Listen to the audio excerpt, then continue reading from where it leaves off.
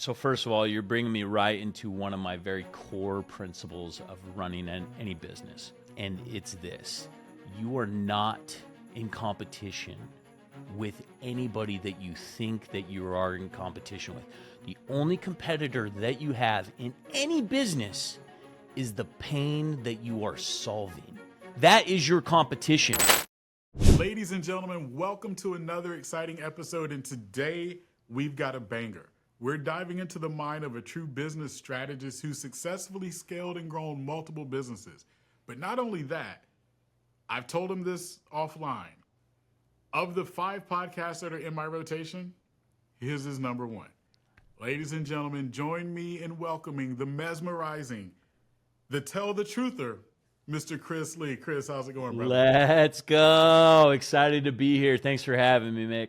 Dude, I was telling you offline, as a podcaster, it's weird. I don't listen to a ton of podcasts just because I like to keep my stuff fresh and I don't want to be swayed by anything. And a lot of people out there are like, well, what do you mean? It's just, there's so many great podcasts. So it's not like I don't listen to podcasts because there's not a lot of good ones. It's just, right. I never want to hear something and then talk about something someone else has talked about, right? Absolutely. But Chris, I hear that. I freaking love your show. Thanks. I freaking love The Founder. Like, it is by far my number 1 podcast. And it is actually, and I shouldn't say this out loud, but I'm going to look you in your eye. I love it because you talk about things that I enjoy. And when I call you the tell the truther, it's because you don't hold anything back, bro. And that's why I'm excited to have you on. So 1, I just want to thank you for being the great human that you are. Thank and you. 2, honestly, being kind of like that role model for me in this space because, I'm 6 months into the space and you're the person that's like, I want to be like Chris. So thank you, brother. I appreciate that. That's a very, very kind intro. So thank you. I appreciate it. So Chris, we're going to roll, man. Like on my podcast, I like to talk about your because, that reason that drives you deeper than your why, that thing that makes you do what you do. And listening to your podcast for as long as I have and kind of following you a lot, I kind of got a glimpse, but I want the listeners and viewers to know, Chris Lee, your because is? Yeah, absolutely, man. So a long time ago, I realized that money wasn't my motivational driver. And it's really when I made that shift that I started making more money than I knew what to do with. Yeah. And, I big believer that money chases value and that money is one of the very few ways or one of many ways that you get paid. And,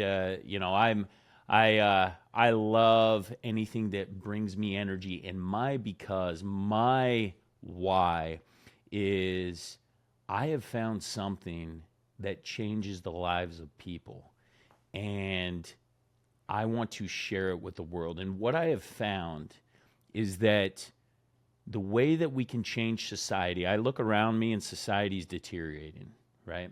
I see politics, I see wars, I see arguments over religion or the lack of God in so many areas. I see the family disintegrating. I see our education system completely just annihilated.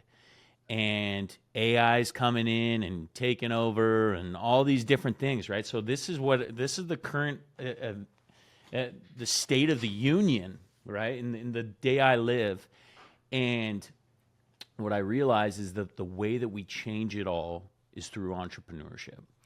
And not just in making money, right? Like making money, yes, has to be a fundamental barrier of entrepreneurship. Otherwise, you can't continue to influence.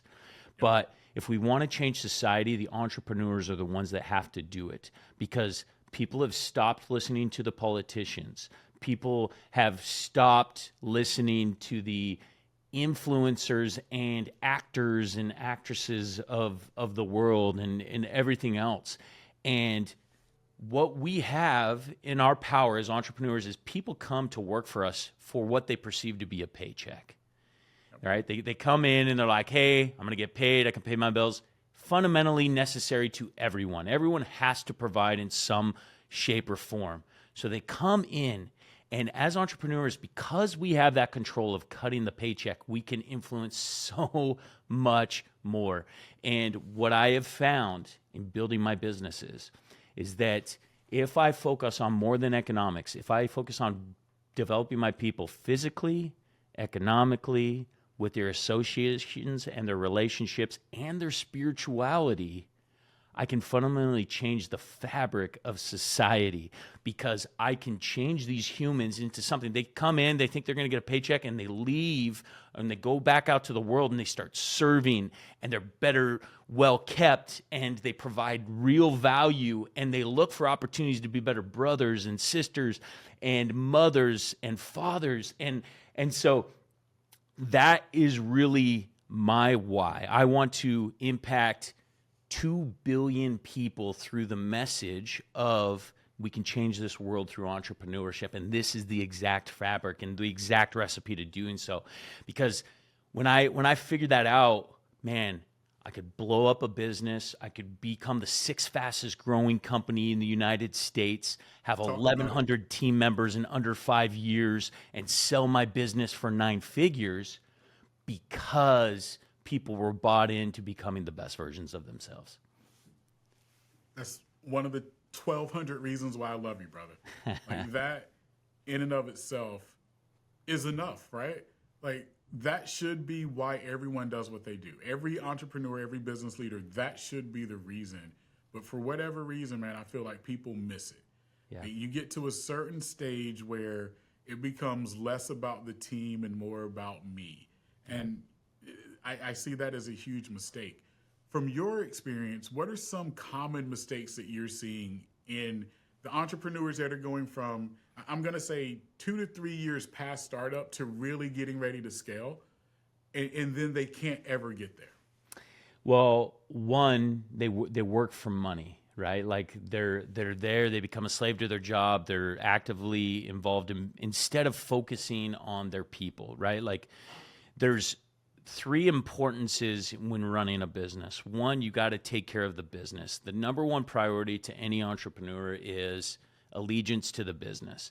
Most people have allegiance to themselves. They have allegiance to impressing other people, trying to look good, trying to appear successful before they actually are, right? Like doing things to impress other people is the detriment to any business. One, do not do anything to impress people. Do things to take care of your business. That means charge more, pay fairly, not necessarily less, but definitely don't just try overcompensating with giving more incentives of cash, right? Pay in other ways besides cash. Pay in culture and development, and really focus on the whole human. So like that's like priority number 1. Take care of the business. Priority number 2, take care of your people. When you take care of your people and develop them out, they will take care of your customer. And so the customer isn't always right, but the customer will always be taken care of as long as the business is in good standing, the employees, your first customer, are being treated the way that you want to develop a perfect society, and then they will take care of your customer. And so I think that's where most people get things wrong, is they flip that script, right? And so ultimately the business struggles and fails. The margins aren't there. They're not doing things that are strategically best for the business. And so and then on top of that, kind of tying into that whole thing, is typically we rob growth capital from our businesses to fulfill our own ego. And, because we would rather appear successful than be successful. And so instead of taking the money that is profits and diving it right back into marketing, sales, and growth and people and everything else, we're like buying the watches and the cars and the houses and say, look how successful I am making $500,000 a year. Yep. Man, I want to unpack and unplug 2 things that I totally agree with you that you just hit on that I want to go deeper. The first one, wholeheartedly agree. The businesses that I work with, when it comes time to looking at margins and they're like, Mick, I can't necessarily afford to give this raise, or I know I need to bring on more people, but I can't. And then I look at their pricing structure and I'm like, well, why don't you just charge more? Right. And then they're like, well, but then I might lose customers. I'm like, dude, Subway had this $5 footlong thing that we all saw the commercials for. I went into Subway and I couldn't find anything for $5. I couldn't find a bag of chips for $5 at Subway, right, because everyone understands you have to charge more. If you look at the history of any pricing, it changes, and it changes constantly. But why do business leaders and owners get stuck in the concept of these are my prices and they're fixed and I can't do more? Well, fundamentally, it goes back to what I brought up before. They do things to impress other people, including their customers, right? So they keep their pricing structure because they want to impress. They want to appear like we are the best deal. We are this, that, and the other.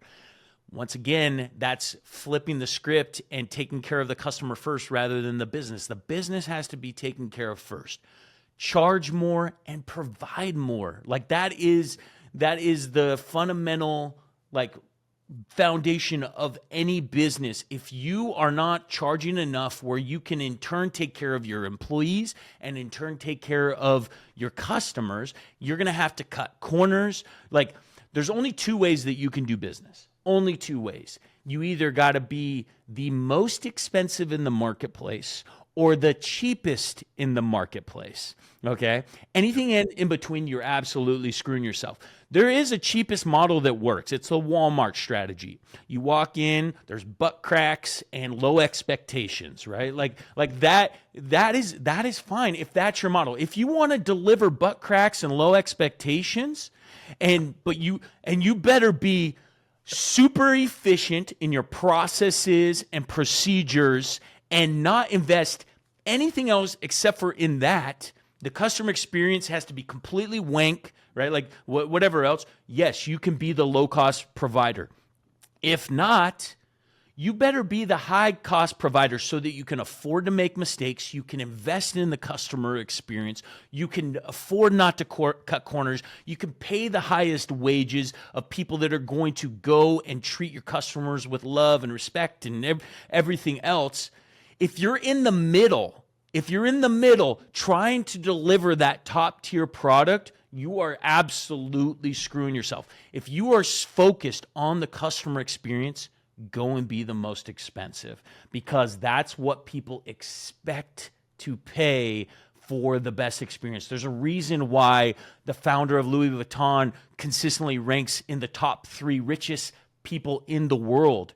It's because he's figured out this pricing model. He's figured out that he can sell one bag with a gross margin of 98% versus the Marshall's same shaving kit, right? He can sell a shaving kit for $500 that costs him $30 to make versus the Marshall's shaving kit that costs $20 that costs him $15 to make. So here's the crazy thing. He spent twice as much on the product to make it just that much better. But because he spent that much more, he can go and charge 25 times more than what the person did by only spending $15 on the actual product. But then on top of that, because you have these extreme gross margins, I can give you a personal shopper. I can give you the highest end retail space. I can give you everything that you come to expect when you walk into a Louis Vuitton store. Love it. And you actually went where I wanted to go next. And I'm going to phrase this as business identity, right? I think so many businesses, when they get stuck at trying to scale or how do I scale, is they don't know their identity anymore. It's right. Keep up with the Joneses or keep up with the whoever. But what they don't realize is it's levels to this, right? And there's always, unless you are the founder of Louis Vuitton, there's always someone that's a level higher. But what you're not realizing is that, I'm looking at Chris, and Chris's EBITDA margin might be negative, right? But if I don't know that and I'm trying to do what Chris is doing, then it's just driving me to a negative EBITDA margin. And so I feel like businesses lose their identity, or one of the challenges that I see or mistakes that I see is losing their identity. Because to your point, when I go to Walmart, I have low expectations.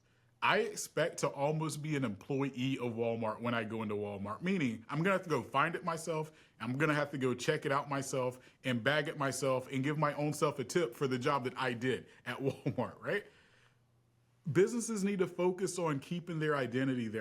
What do you think about that, Chris? Man, dude. So first of all, you're bringing me right into one of my very core principles of running any business. And it's this: you are not in competition with anybody that you think that you are in competition with. The only competitor that you have in any business is the pain that you are solving.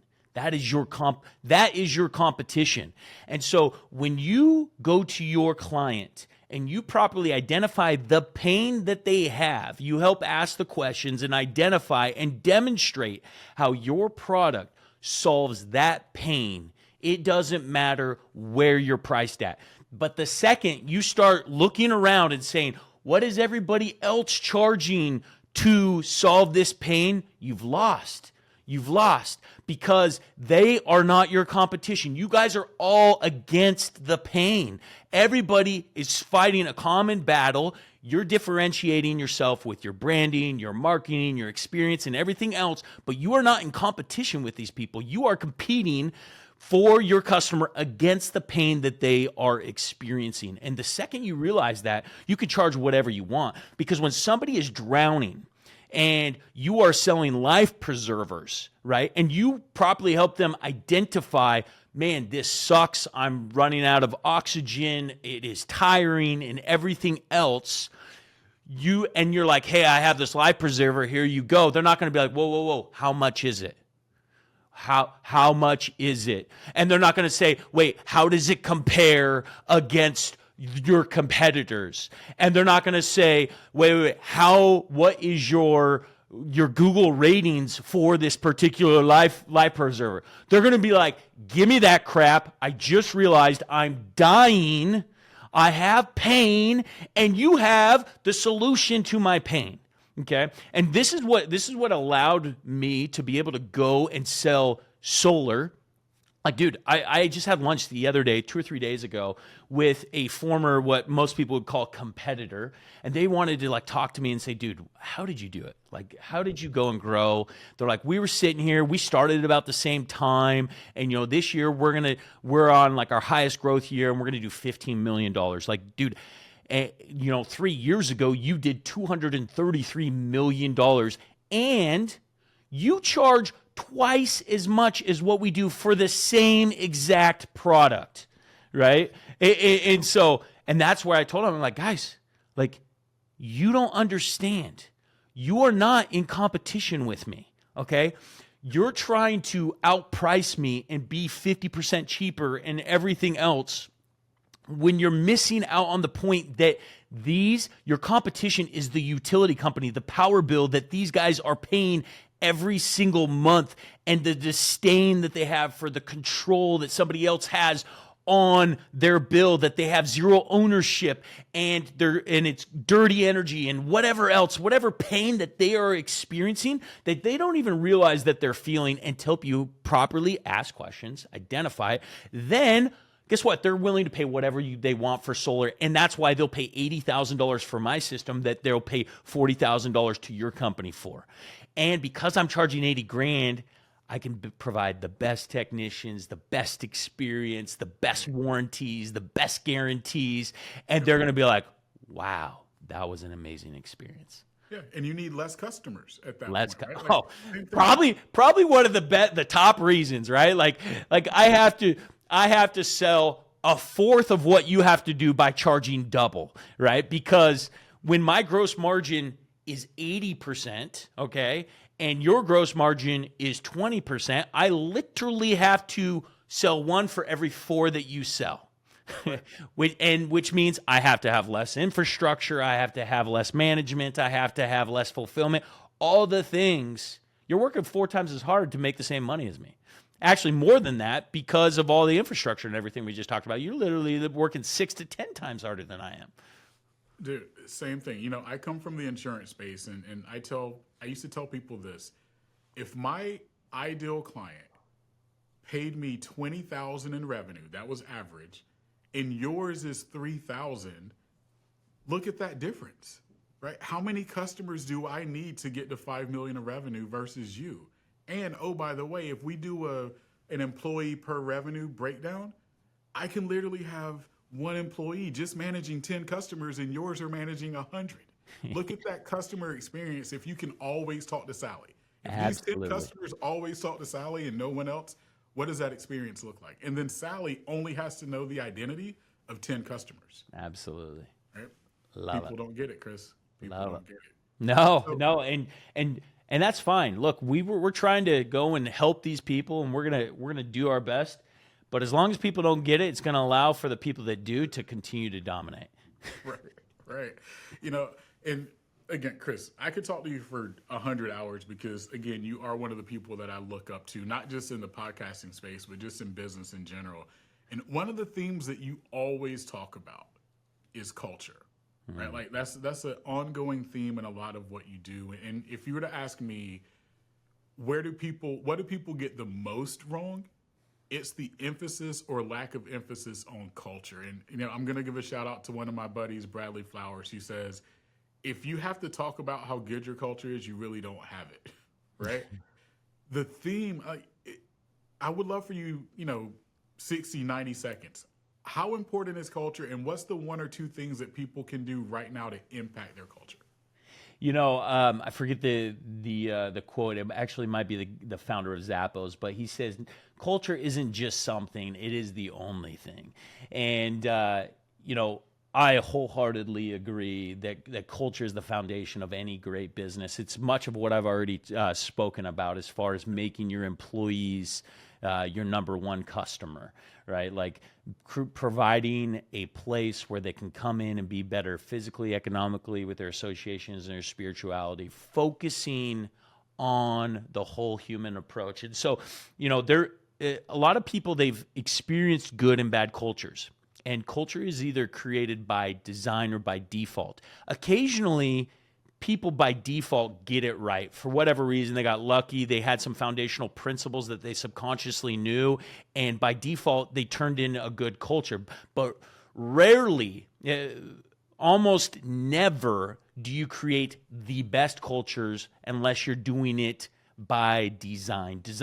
And most people just absolutely have no idea like what that even means, right? They've felt a good one. Everyone knows how culture feels. You walk into a place, you're like, oh, this is good. Or you walk into a place like, oh, this is bad. Or they've been a part of a good sports team or a bad sports team, negativity, negative energy, positivity.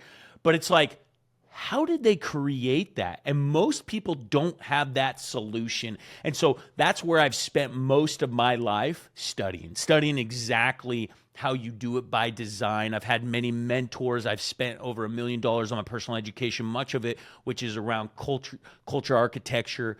I spent 4.5 years working for other businesses, strictly like studying exactly how these CEOs were creating this incredible culture. And I believe that the CEO's sole responsibility is creating the culture. The culture and culture translates into the way that your customers experience your business as well, right? And so there is so much, and I don't have enough time to be able to go through like exactly how to design it, but it starts with like some of the very basics of like having a vision and mission behind your business, and not only just having it plastered up on the wall, but living it and breathing it and having it a part of every single meeting and decision-making process and whatnot. And then core values that dictate the way that you run your business, the way you hire, fire, promote, the way that you analyze the way somebody is performing in your business, the way that you create your incentive structures and your pay structures and your competitions and your recognition and the consistency and the trust, transparency, and everything else that goes into it. It is very much by design. And like I said, this is something that I teach. In fact, on Tuesday, I am doing a workshop in which we are going through. I have business owners that are flying in and some that are attending remotely, that we have a full workbook that we say, okay, this is how you create your culture. And I teach them my exact playbook to be able to go and create culture. That is one of the foundations of whenever I meet with any business owner, there's 4 things I address. Number one, so it's called my coal framework. You have to have coal to keep the fire burning, which is kind of funny because I own a solar business. So if you have the coal framework, the first one is culture. The second one is accountability, or is offer. The third, and offer addresses your pricing strategy, your marketing, your sales, everything like that we've already talked about. Third is accountability in the way that you're organized and you have proper KPIs and you have your SOPs and everything else is properly structured, report on it, everything like that. And then ultimately your leadership, which is developed. And like I go in and that's how I address any single business. But foundationally is culture. That is where you have to start. You have to run with. And once again, this is why I make it such a big emphasis in the way I teach business owners. Doggone it, Chris Lee. I love you, brother. You are the freaking man. So thanks. I'll have all of this posted on the show notes, but where can people follow you, find you, that don't know where to follow and find you? So Instagram at Chris Lee QB, like quarterback. That's main. All platforms, that's where I'm at. But some platforms I'm active and some I'm not very active. So find me there. So currently the name of our podcast is the Founder Podcast. We're actually in the middle of a rebrand. It's to Next Level Pros is going to be the rebrand of everything that we are doing, because where the basis of that comes from is that success isn't a destination. Success is a trajectory. And as long as you're on the trajectory, you're being successful. And no matter where you're at on that trajectory, there is always a next level. I don't care if you're a billionaire, you're just starting out, you're bankrupt, right? There is a level that you can get to, and that is what my platform is all about, is helping people get to the next level. All right, I'm going to get everyone there. Chris, I'll make sure that everyone follows you. For the listeners and viewers, do me a huge favor. Follow Chris. He's very personable also. He messages me on Instagram. We talk. We go back and forth. And he's just an overall great human being. And for those that know me, know that I love great human beings. So, Chris, brother, thank you so much. I know you're a busy guy. Thanks, and to take some time out of your day meant the world to me, brother. Thank you so much. You got it. And to all the listeners, remember, your because is your superpower. Go unleash it.